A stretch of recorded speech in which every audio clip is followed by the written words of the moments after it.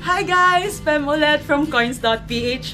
Kala nyo, di nyo na ako makikita, no? Pero okay lang, kasi nandito ako ngayon para i-guide kayo kung paano maging level 2 verified account. So, first step is to get ID verified. Ito yung list namin ng valid IDs. Ayan. Take note na hindi kami nag-a-accept ng TIN IDs and company IDs. Kapag minor ka naman, age 14 to 17 years old, may options din naman kami for you. Pwede kayong mag-submit ng student ID with the consent of your guardian. Okay? And then, let's start from your app, limits and verifications, and then click verify. So, enter your personal information, and then sa source of income, lalagay nyo dito kung saan manggagaling yung funds na ilalagay nyo sa wallet nyo. For example, allowances, remittances, salaries, ganun. And then, address information, enter that.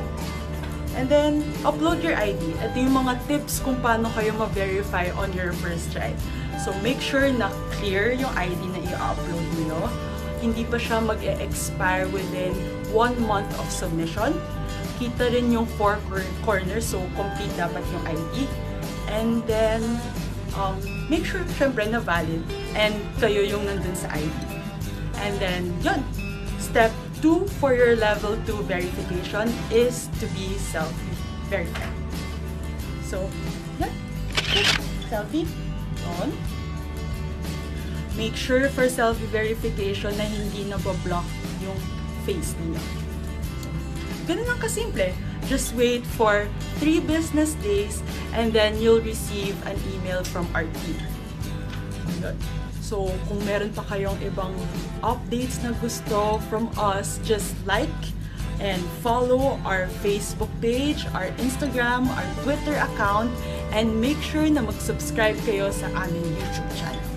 And then, kung meron pa kayong mga ibang questions and meron pa kayong gustong i-discuss namin for our next topics, just comment them below. Yan. And then, ganun lang. See you again next time. Bye-bye!